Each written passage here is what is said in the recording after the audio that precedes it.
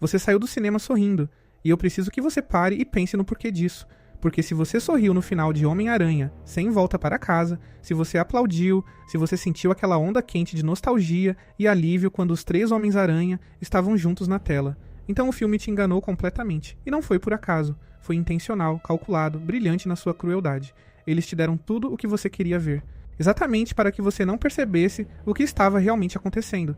Porque enquanto você estava hipnotizado pelos trajes icônicos, pelas piadas, pelos vilões clássicos e pela magia do evento cinematográfico do ano, um garoto de 17 anos estava sendo destruído. Não por um vilão, não por uma batalha, mas pelo próprio universo que ele escolheu proteger.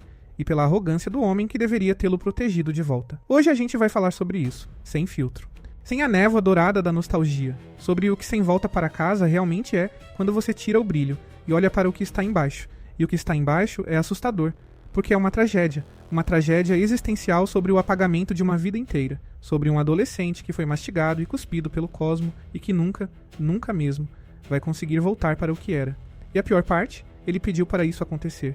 Ele assinou o contrato sem saber o que estava assinando. Ele pagou o preço supremo pelo erro de outra pessoa. E se você ainda acha que o final foi heróico, fique aqui, porque eu vou mudar isso. Vamos começar pelo começo, pelo ponto onde tudo desanda, não com o feitiço final. Antes disso, muito antes. Vamos começar com o momento em que Peter Parker entrou no Sanctum de Stephen Strange e pediu o impossível. Pensa comigo por um segundo. Peter é um garoto, 17 anos, acabou de ter sua identidade revelada para o mundo inteiro. A vida dele virou de cabeça para baixo em questão de horas. Ele perdeu a chance de entrar no MIT. Seus amigos perderam a chance de entrar no MIT por associação. A namorada que ele ama está sofrendo as consequências de simplesmente conhecê-lo. Então ele faz o que qualquer pessoa desesperada faria, ele procura ajuda. Ele vai até o homem mais poderoso que conhece e pede uma saída. Mas aqui está a pergunta que ninguém está fazendo. O que exatamente Stephen Strange devia a Peter Parker naquele momento? A resposta, se você parar para pensar, é nada. E ainda assim, Strange concorda em ajudar. E não apenas concorda. Ele topa fazer um dos feitiços mais perigosos e eticamente questionáveis que existem na magia das artes ocultas. Um feitiço de alteração de memória em escala global. Um feitiço que mexe com a percepção da realidade de cada ser humano no planeta. E ele faz isso. Por quê? Por bondade? Por compaixão? Ou porque Dr. Strange nunca conseguiu resistir a demonstrar o quanto ele é capaz? Pensa na personalidade de Stephen Strange. Pensa no arco dele no primeiro filme. Ele era um cirurgião brilhante e egocêntrico, que precisou ter as mãos destruídas para aprender humildade. E mesmo depois de toda a jornada, o ego ainda está lá, mascarado de competência, disfarçado de responsabilidade, mas ainda lá. Quando Strange começa o feitiço, Peter continua pedindo modificações. Primeiro que a família soubesse, depois os amigos, depois os colegas. Cada adição que Peter faz é razoável do ponto de vista humano, mas cada adição é também uma fissura no feitiço, e Strange continua deixando.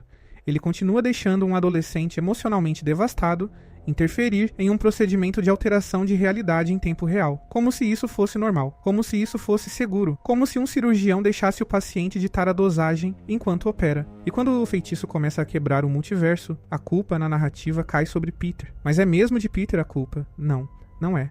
A culpa é de Strange. A culpa é do homem que deveria ter dito não, que deveria ter explicado os riscos, que deveria ter sentado com aquele menino e dito: eu entendo o que você está passando, mas isso que você está pedindo não é uma solução, é uma bomba, e eu não vou acender o pavio. Mas Strange não fez isso. Strange fez o feitiço, e quando deu errado, quando o multiverso começou a se despedaçar e vilões de realidades paralelas começaram a invadir, de repente era problema de Peter.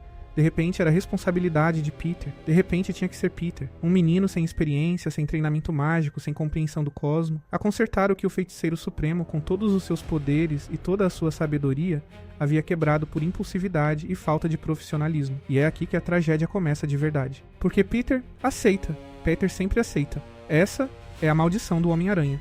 Esse senso esmagador de responsabilidade que não foi colocado nele pelo universo, mas que ele voluntariamente abraça porque alguém uma vez lhe disse que um grande poder carrega uma grande responsabilidade, e ele internalizou isso tão profundamente que agora ele se sacrifica por padrão, por instinto, sem nem questionar se o sacrifício é justo, sem nem perguntar se é dele a conta a pagar. Mas antes de a gente chegar ao feitiço final, precisamos falar sobre os outros, os dois homens que apareceram de dimensões paralelas, os dois Homens-Aranha, Tobey Maguire e Andrew Garfield. E eu sei o que você sentiu quando eles apareceram na tela. Eu sei porque eu senti também.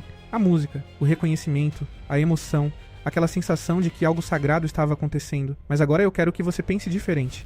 Quero que você olhe para esses dois homens, não como heróis, mas como espelhos, como profecias, do ponto de vista psicológico de Peter Parker, Peter de Tom Holland, Tobey e Andrew não são aliados chegando para salvar o dia. Eles são os fantasmas do Natal futuro. São versões dele mesmo que sobreviveram décadas de ser o Homem-Aranha. E o que eles têm para mostrar? O que o futuro reserva para quem veste a máscara? Olha para o Peter de Tobey Maguire. Um homem que passou anos sacrificando tudo pela identidade secreta, que perdeu Mary Jane várias vezes, que carregou o peso da morte do tio Ben como uma pedra no peito por toda a vida adulta, que foi traído por amigos, manipulado por inimigos, abandonado pela cidade que prometeu proteger. Ele sorri, mas o sorriso tem cansaço, tem resignação, tem a leveza de alguém que já não tem mais nada para perder, porque já perdeu tudo o que importava uma vez. E agora olha para o Peter de Andrew Garfield. Esse é ainda mais devastador, porque a ferida dele está aberta. Ele não superou. Ele ainda carrega Gwen Stacy como um fantasma que vai com ele para todos os lugares. E quando ele salva MJ, quando ele finalmente consegue salvar a garota que o vilão jogou para e para a morte, você vê o que está no rosto dele. Alívio, sim, mas o tipo de alívio que só existe quando a culpa é insuportável. Ele não está celebrando uma vitória.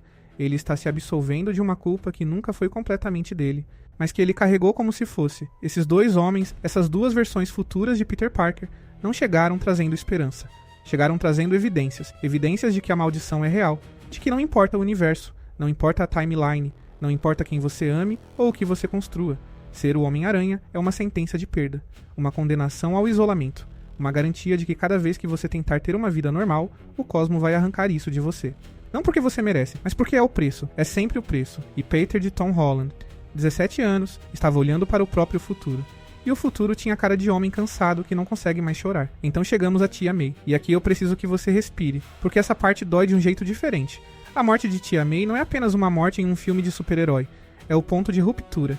É o momento em que o arco emocional de Peter se parte completamente. E tem um detalhe nessa cena que as pessoas passam rápido demais. As últimas palavras dela. Um grande poder tem uma grande responsabilidade. As mesmas palavras que Ben Parker disse. As mesmas palavras que moldaram Peter desde o começo. Mas desta vez, elas não soam como inspiração. Soam como uma maldição sendo renovada. Soam como o universo dizendo: você ainda não aprendeu. Você ainda não pagou o suficiente. Ainda tem mais para tirar de você. E Peter cai, literalmente. Ele cai do prédio junto com o corpo de May. E há um momento, segundos, onde ele está deitado na calçada, com os cacos de vidro ao redor, no frio de Nova York, com a mulher que foi mãe para ele morta nos seus braços, e o mundo continua girando. Os carros passam, as pessoas correm, o cosmo não para. O cosmo nunca para o luto de um garoto sozinho. E é aqui, nesse ponto de ruptura total, que o outro Peter, o Peter de Tobey, encontra ele no telhado e diz algo que pouquíssimas pessoas no mundo se lembram de ter ouvido.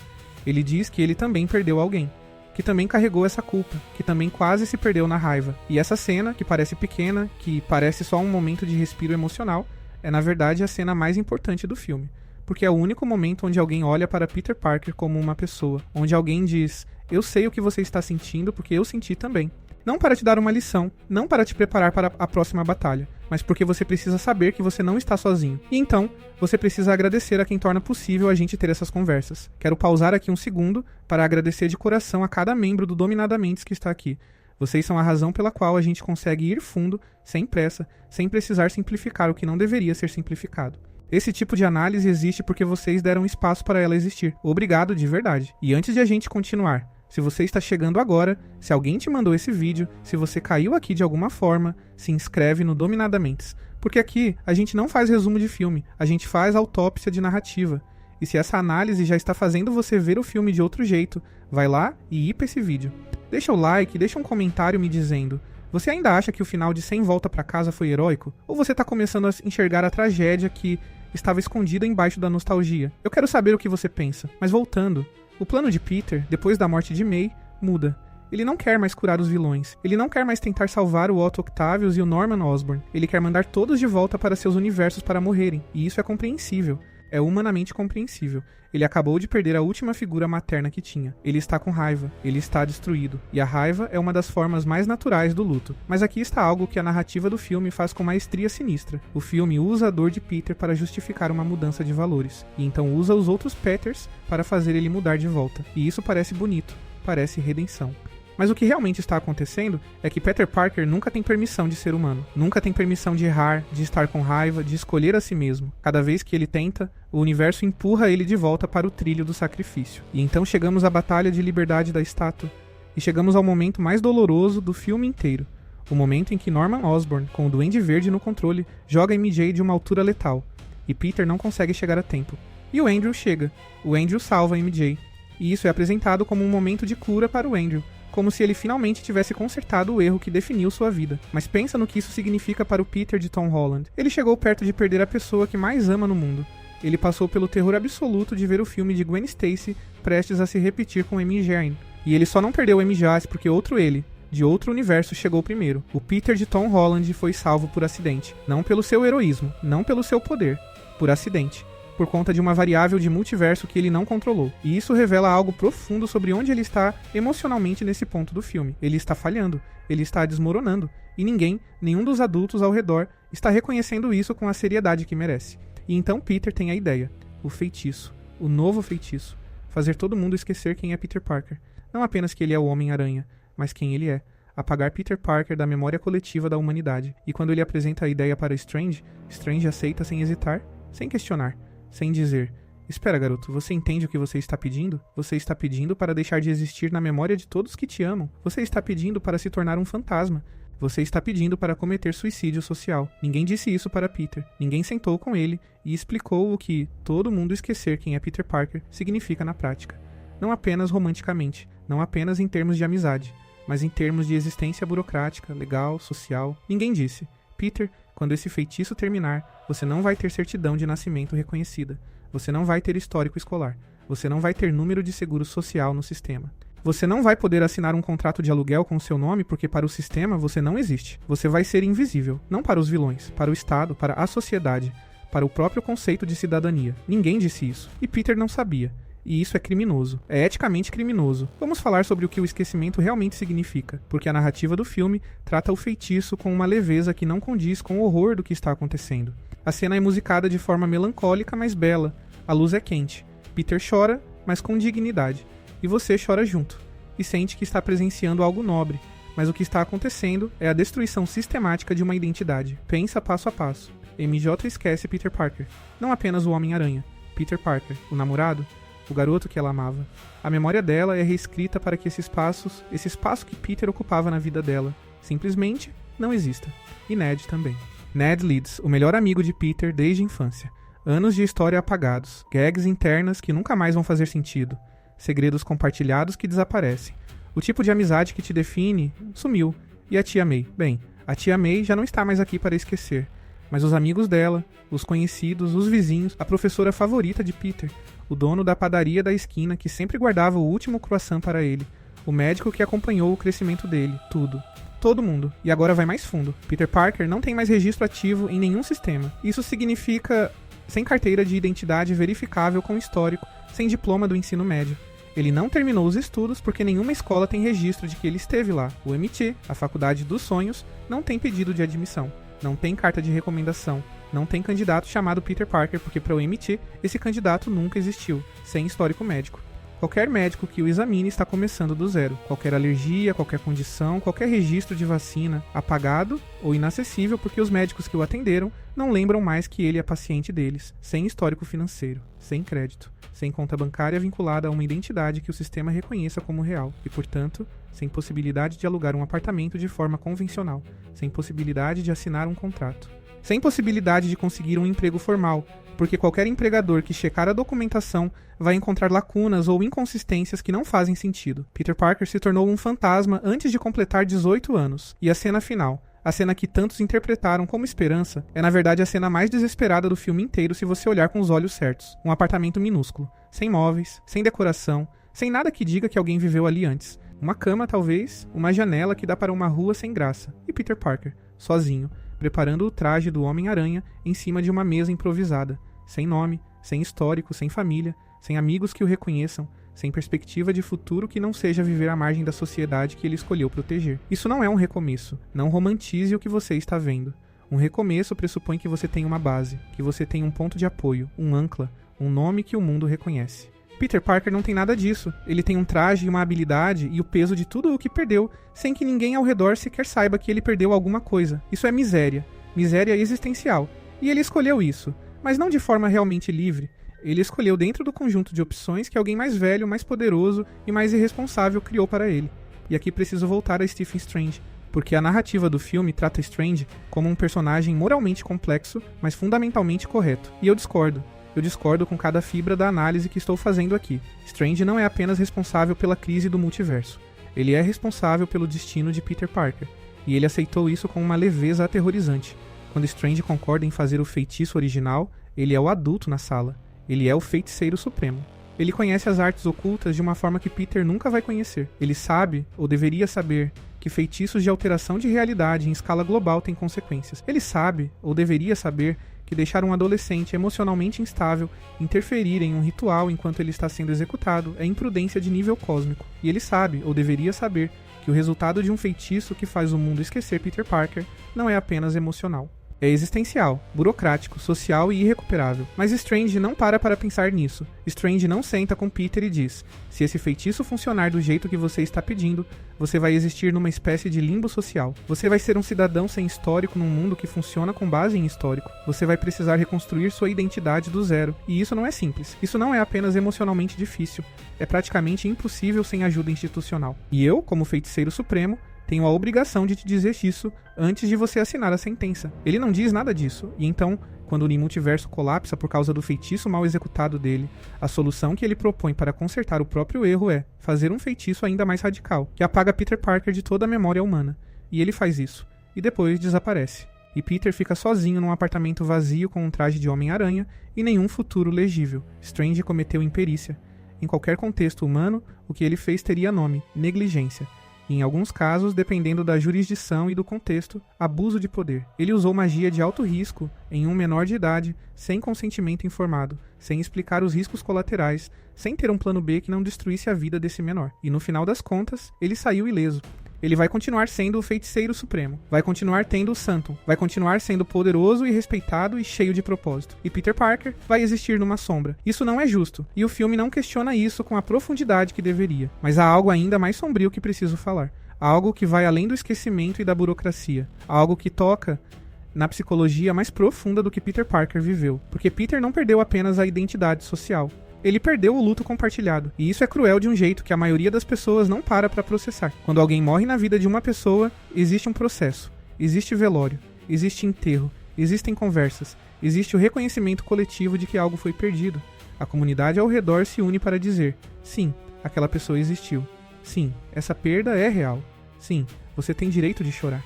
E esse reconhecimento, por mais doloroso que seja, é necessário. É parte do processo de cura. Peter perdeu a tia May.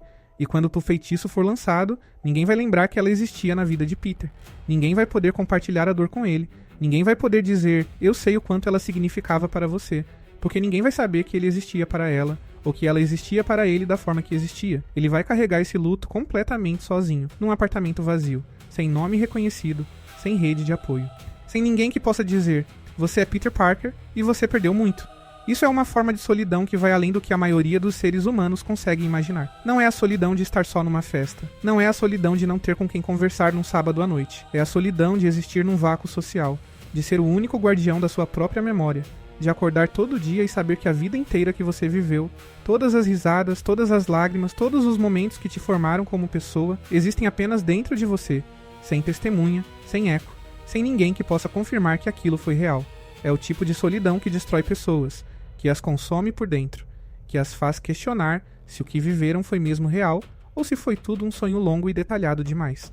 E Peter Parker, que já tinha tendência ao isolamento, que já sacrificava relacionamentos pelo dever, vai enfrentar isso sem nenhum suporte, porque não há suporte possível para uma perda que o mundo não sabe que aconteceu. E tem mais uma dimensão nesse apagamento que a gente precisa tocar antes de avançar, a dimensão do sonho. Porque Peter Parker não era só um menino com poderes, era um menino com ambição intelectual genuína, um estudante brilhante. Alguém que sonhava com ciência, com descoberta, com contribuição ao mundo usando a mente, além dos punhos e das teias. O Emmett não era apenas uma faculdade, era a prova de que ele tinha um caminho além da máscara, que o Homem-Aranha podia um dia pousar o traje e virar um cientista que mudava o mundo com fórmulas em vez de socos. E esse sonho específico, intelectual, humano e completamente legítimo, foi a faísca que acendeu toda essa tragédia, porque foi por causa do MIT. Foi porque Peter queria garantir que MJ e Ned tivessem a mesma chance que ele. Foi por amor aos amigos que ele foi até o Santum de Strange. Foi esse sonho pequeno de um futuro compartilhado que colocou em movimento os eventos que destruíram tudo. E quando o feitiço terminar, o Emmett não vai saber que Peter Parker existe. A candidatura sumiu. As cartas de recomendação referenciando um aluno chamado Peter Parker vão criar uma dissonância no sistema que nenhum funcionário vai conseguir explicar. E o sonho científico, esse sonho de usar a inteligência para algo maior do que a sobrevivência, vai precisar começar completamente do zero. Sem credenciais, sem histórico, sem ninguém que possa atestar que aquele garoto passou anos se dedicando com uma seriedade que a maioria dos adultos nunca vai alcançar. O feitiço não apagou apenas os relacionamentos de Peter, apagou o seu futuro possível, apagou a versão dele que poderia ter existido sem a máscara. E agora me deixa te fazer uma pergunta diferente, uma que talvez você nunca tenha se feito. Onde está Tony Stark nessa análise? Tony Stark é responsável por Peter Parker. Não legalmente, talvez, mas moralmente. Tony recrutou Peter. Tony deu a ele a primeira armadura. Tony o colocou no meio do conflito dos Vingadores, quando Peter tinha 15 anos e nenhuma experiência real de batalha. Tony o treinou e o mentorou e o protegeu até certo ponto, mas também o colocou em situações perigosas sem sempre garantir que Peter tivesse o suporte emocional e psicológico necessário para processar o que estava vivendo. E depois, Tony morreu. E Peter ficou sem mentor, sem figura paterna, sem guia, num mundo que conhecia como perigoso, com poderes que ainda estava aprendendo a controlar, com uma identidade secreta que foi exposta e com o único adulto que poderia ajudá-lo a navegar tudo isso, morto. A armadura que Tony deixou para Peter não é um presente, é um fardo, é o peso de um legado que nenhum adolescente deveria carregar. E todo mundo trata como se fosse algo nobre, algo bonito, a transmissão do manto de um herói para outro. Mas ninguém fala sobre o que significa para Peter ter que ser o herdeiro de Tony Stark sem Tony Stark, ter que viver à altura de um nome que ele nunca escolheu carregar, ter que lidar com as expectativas que vêm com o nome Stark num mundo que acabou de passar pela maior perda que já sofreu. Peter Parker não tinha estrutura para o que foi pedido a ele, e ninguém ao redor parou para reconhecer isso. E agora que você já está vendo o filme de outro ângulo, quero que você pense na cena do espelho. Não é uma cena literal. É uma cena que eu chamo assim porque é a cena onde Peter está olhando para si mesmo pela última vez antes do feitiço. E nos olhos dele, se você pausar e olhar de verdade, você não vê heroísmo, você vê resignação.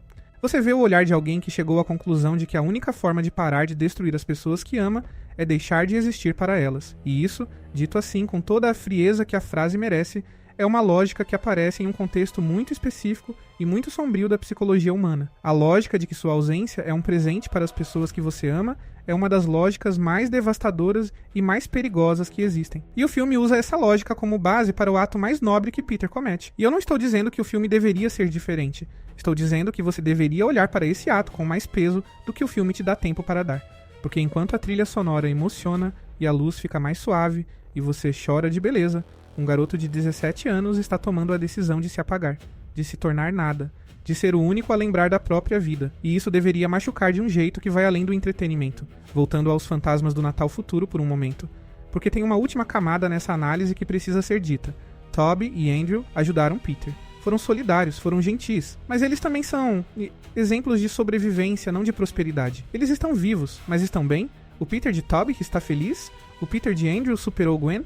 Ou eles são o que parecem ser homens que aprenderam a viver com a dor porque a alternativa era não viver? E Peter de Tom Holland olha pra eles e decide continuar. Decide ser o Homem-Aranha, mesmo sabendo que o futuro pode ser esses dois homens cansados.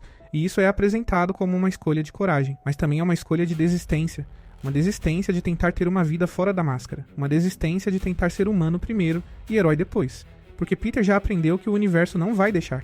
Que toda vez que ele tenta construir algo humano, o cosmo vai lá e derruba. Então por que tentar? Por que não só ser o Homem-Aranha? Por que não só abraçar o papel e deixar Peter Parker morrer de vez? E isso é o que ele faz. Não metaforicamente, praticamente. Peter Parker morre. Ele não morre de forma física, mas ele morre socialmente. Morre burocraticamente. Morre na memória de todo mundo que amou. E o que resta é um homem com poderes e uma missão. E um passado que só existe dentro de um único cérebro no mundo inteiro. Isso é o horror do Homem-Aranha. Não os vilões, não o perigo. O horror é esse. A possibilidade de que a máscara consume a pessoa, que o herói sobrevive e o ser humano some.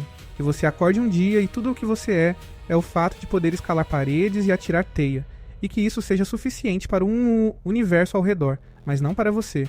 E antes de terminar, me diz uma coisa. Lá no começo eu perguntei se você ainda acha que o final de Sem Volta pra Casa foi heróico. Você chegou até aqui. Você ouviu tudo isso. E agora eu quero saber de verdade. Vai lá no comentário agora. Deixa o like e escreve o que você tá sentindo. Esse final foi heróico? Ou foi a tragédia mais bem disfarçada da história do cinema de super-herói?